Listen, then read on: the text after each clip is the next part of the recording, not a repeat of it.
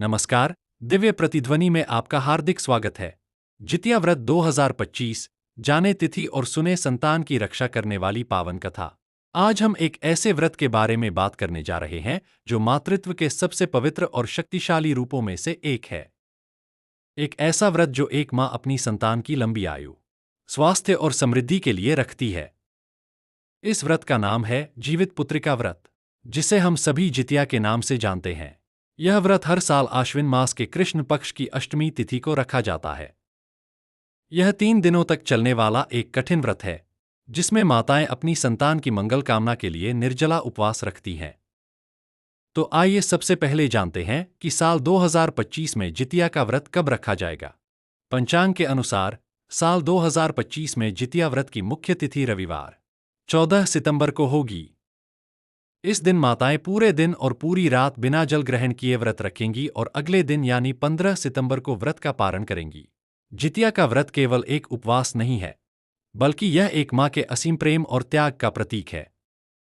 इस व्रत के पीछे एक बहुत ही प्राचीन और प्रेरणादायक कथा जुड़ी हुई है, जिसे सुने बिना यह व्रत अधूरा माना जाता है।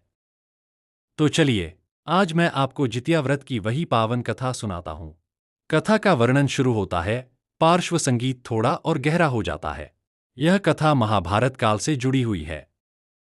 कहा जाता है कि महाभारत के युद्ध के बाद अश्वत्थामा अपने पिता द्रोणाचार्य की मृत्यु से बहुत क्रोधित और व्यथित था।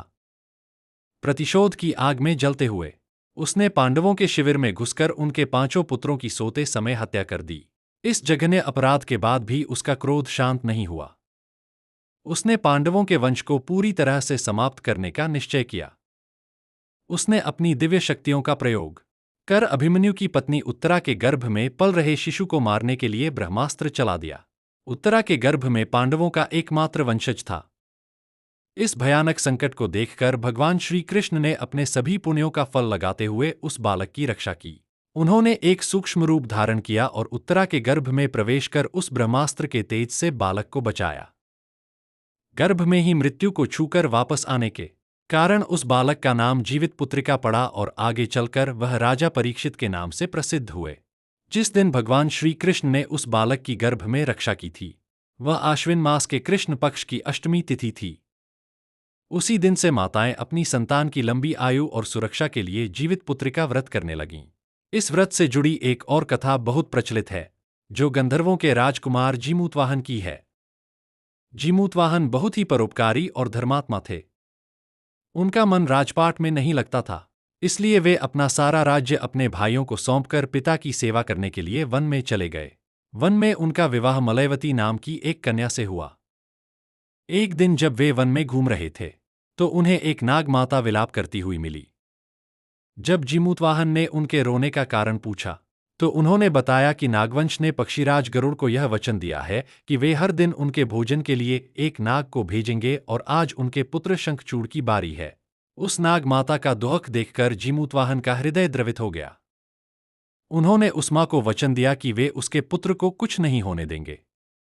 उन्होंने स्वयं को एक लाल कपड़े में लपेट लिया और उस शिला पर लेट गए, जहां से गरुड़ अपने भोजन को ले जाते थे। जब गरुड़ आए और उन्होंने अपनी चोंच से जीमूतवाहन पर प्रहार किया, तो जीमूतवाहन शांत और अविचलित रहे।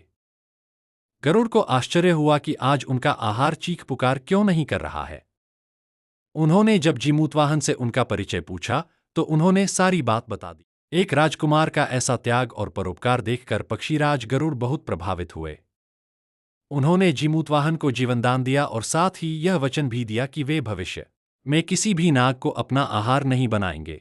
जीमूतवाहन के साहस और करुणा ने पूरे नागवंश की रक्षा की। इसी कथा के कारण जितिया व्रत पर भगवान जीमूतवाहन की पूजा की जाती है और माताएं उनसे अपनी संतान की रक्षा की प्रार्थना करती हैं। यह कथा हमें सिखाती है कि दूसरों की भलाई के लिए किया गया त्याग हमेशा महान होता है, और यही इस व्रत का मूल संदेश है। तो यह थी जितिया व्रत की महिमा और इससे जुड़ी पावन कथा। यह व्रत हमें एक माँ के निस्वार्थ प्रेम की याद दिलाता है। मेजबान वापस स्क्रीन पर आते हैं। हम आशा करते हैं कि आपको हमारी यह प्रस्तुति पसंद आई होगी। दिव्य प्रतिध्वनि की ओर से सभी माताओं को जितिया व्रत की हार्दिक शुभकामनाएं। भगवान जीमूतवाहन और श्री कृष्ण आपकी संतानों की सदैव रक्षा करें। अगर आपको यह वीडियो पसंद आया हो, तो इसे लाइक करें, शेयर करें और हमारे चैनल दिव्य प्रतिध्वनि को सब्सक्राइब करना न भूलें। हम आगे भी आपके लिए ऐसी ही ज्ञानवर्धक और आध्यात्मिक जानकारियां लेकर आते रहेंगे। नमस्कार।